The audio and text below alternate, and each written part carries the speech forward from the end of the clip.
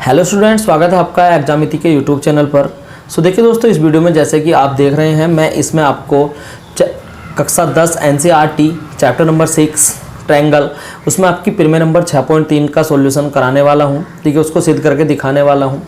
जो आपकी 6.3 है, यदि दो त्रिभुजों में संगत कोण बराबर हों तो उनकी संगत भुजाएं एक ही अनुपात में या समानुपाती होती हैं, और इसलिए ये त्रिभुज क्या होते हैं? समरूप होते हैं। इसलिए ये त्रिभुज क्या होते हैं? समरूप होते हैं। ठीक है, उपरोक्त कसौटी को दो त्रिभुजों की समरूपता की ए या कोण कसौटी कहा जाता है। इस टाइप से देखिए किस तरह से हम इस क्वेश्चन को सोल्व करेंगे, प्रीमियर को किस तरह से मैं सिद्ध करके आपको दिखाने वाला हूँ। यहाँ पर आपको दिखाई देगा ये जो प्रीमियर लिखी हुई है आपके लिए। देखिए यहाँ पर मैंने दो ट्रायंगल बनाए हैं, एक ABC और दूसरा बनाया है DEF। और इसके अंदर देखिए मैंने एक ये रचना की है कि D और E और F, ये जो रेखा, इस रेखा के बीचों बीच, ठीक है, DE के बीच में हमने P बिंदु लिया है, और D और F के बीच में हमने क्या लिया है? Q बिंदु को लिया है। फिर P और Q को मिला दिया है। ठीक है, P और Q को मिला दिया है। अब देखिए किस तरह से इसको सोल्व करते हैं, ये मैं आपको यहाँ पर करके दिखाने वाला हूँ।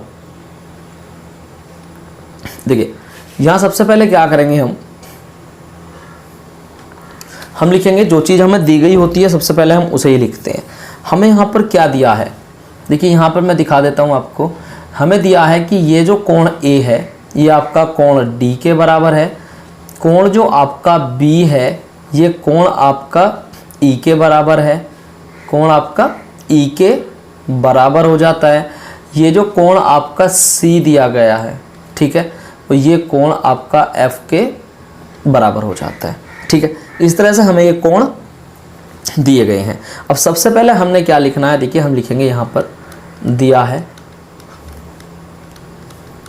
दिया है में सबसे पहले लिखेंगे कोण A बराबर कोण D। ठीक है, कोण B बराबर कोण E, कोण B बराबर कोण E, और कोण C बराबर कोण F। ये हमें इसमें दिया गया है। ठीक है, ये हमें इसमें दिया गया है।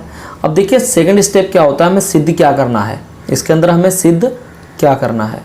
तो यहाँ लिखेंगे सिद्ध करना है। सिद्ध क्या करना है? सिद्ध करना है हमें कि देखिए इसने हमसे कहा कि AB बटे DE, यानी कि ये वाली भुजा AB बटे ये DE, और BC इज इक्वल टू, ये जो भुजा है आपकी BC, ये जो भुजा BC है इसके अपोन में क्या आ जाएगा? EF। ठीक है, BC अपॉन EF, और इक्वल टू में क्या हो जाएगा? ये वाली भुजा AC और अपॉन DF। ठीक है, यहाँ लिख देंगे AC अपॉन, क्या लिख देंगे सीधा सीधा? DF। तो ये चीज़ें हमें इसमें सिद्ध करनी है, जो आपकी प्रीमियर 6.3 है। ठीक है, अब देखिए सबसे इसके बाद में क्या, कौन सा स्टेप आता है? इसके बाद में स्टेप आता है, हम लिखेंगे यहाँ पर रचना लिखेंगे, जो हमने रचना की है। रचना के लिए मैंने आपको बताया कि दो त्रिभुज हमने ABC और DEF बनाए हैं। इसके अलावा हमने क्या करा है कि AB को माप लिया, AB को नाप के D से E और C से P तक, यानी कि ये वाली जो भुजा है इसको नाप कर यहाँ पर हमने कोई पॉइंट लिया P, और हमने फिर AC को नाप के AC के बराबर DQ, यहाँ पर हमने कोई ये वाली पॉइंट्स Q ले लिया। ठीक है, और उसके बाद हमने P से Q को मिला दिया, P से Q को हमने मिला दिया। तो ये चीज़ें हमें लिखनी है। भुजा DE हम देखो यहाँ पर लिखेंगे सीधा सीधा, भुजा DE तथा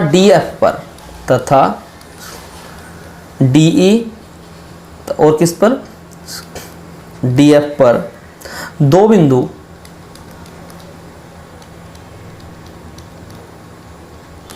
बिंदु इस प्रकार काटिए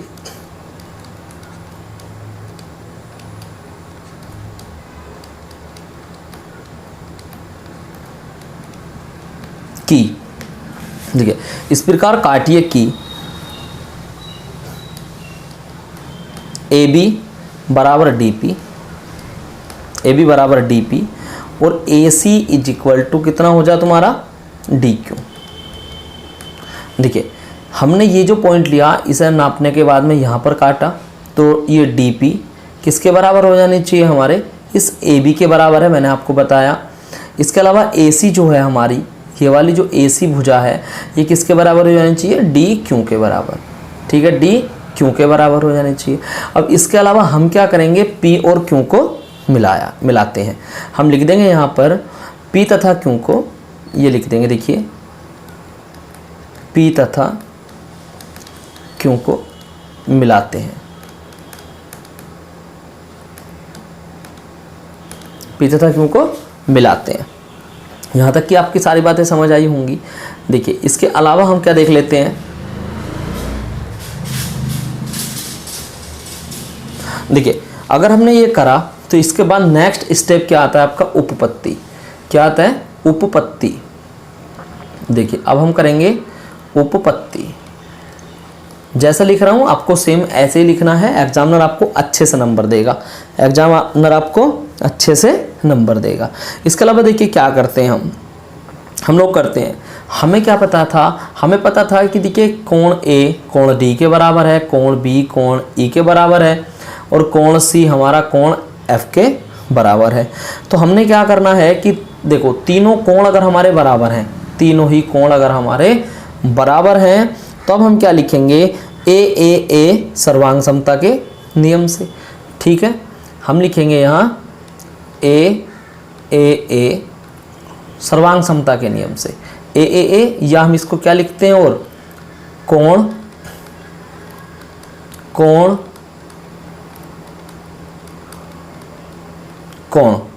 ठीक है, सर्वांग समता के नियम से।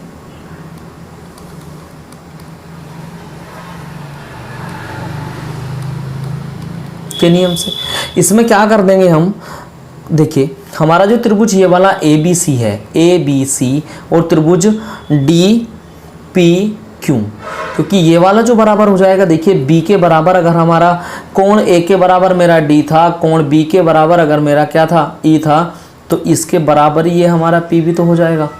ठीक है, और इस एफ के बराबर कितना हो जाएगा, एफ के बराबर हमारा यहाँ से कोण क्यू भी हो जाने वाला है। ठीक है, तो इसके अलावा देखिए कौन सा, यानी कि त्रिभुज ए बी सी और त्रिभुज डी पी क्यू, ये क्या हो जाएंगे आपके, सर्वांग सम सिद्ध हो जाएंगे, सर्वांग सम सिद्ध हो जाएंगे। तो देखिए यहाँ पर लिख देते हैं, अतः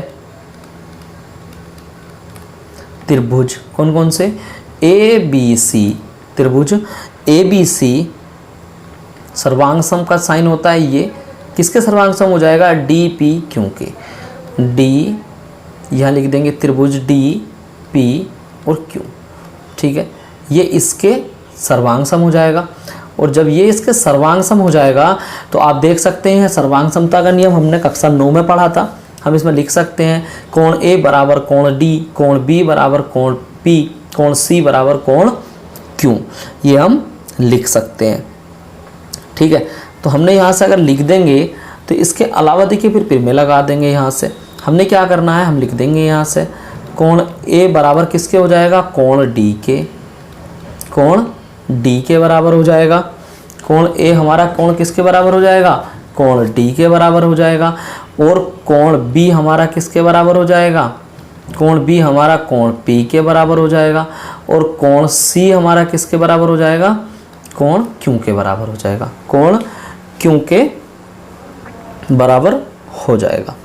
ठीक है, अब देखिए इसके अलावा हमने क्या करना है, जब ये हमारा हो जाएगा और पी क्यू समांतर हो जाएगी हमारे ई एफ के, पी क्यू किसके समांतर हो जाएगी, ई एफ के।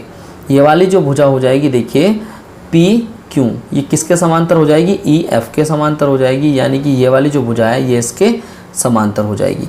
यहाँ से लिख देंगे पी क्यू समांतर किसके है, ई एफ के, पी क्यू समांतर किसके है, ई एफ के समांतर हो जाएगी।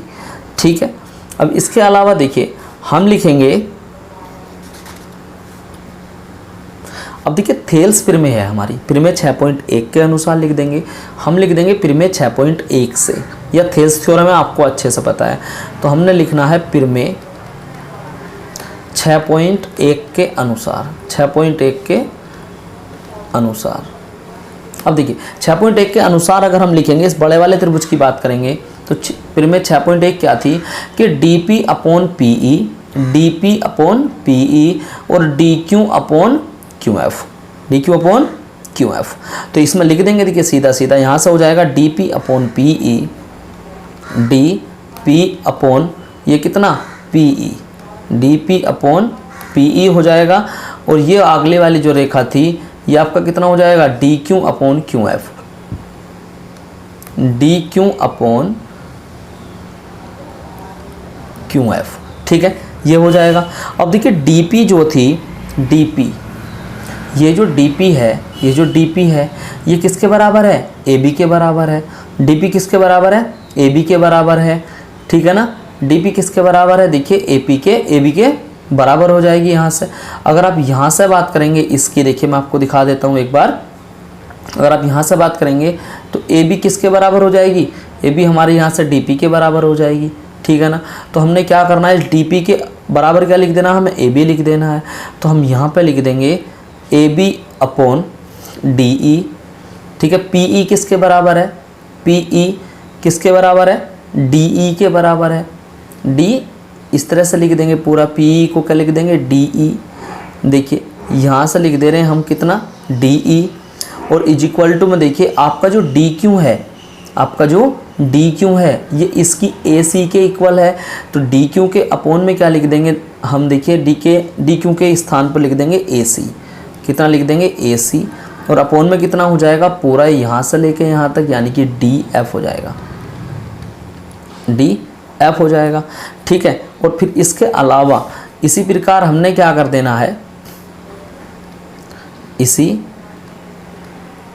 प्रकार से हमारा हो जाएगा AB upon DE, AB upon कितना DE, और इक्वल टू में कितना हो जाएगा, देखिए BC, ये जो BC है ये किसके आ जाएगी, EF के बराबर लिख देंगे इसको हम, यानी कि BC अपॉन EF हम लिख देंगे BC अपॉन कितना E और F, ठीक है, BC अपॉन EF हो जाएगा।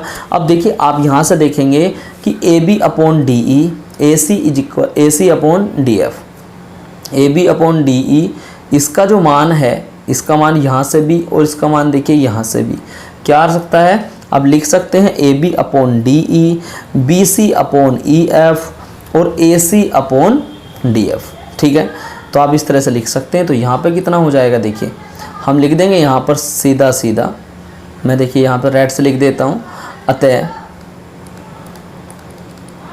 कितना हो जाएगा AB upon DE, AB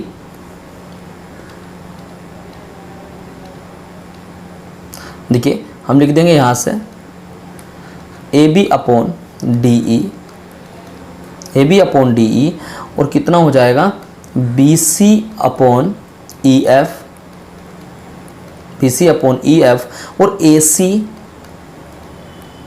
upon कितना हो जाएगा DF, ठीक है। और यही आपको क्या करना था, सिद्ध करना था, यही आपको सिद्ध करना था, लिख देंगे हैंस प्रूव्ड,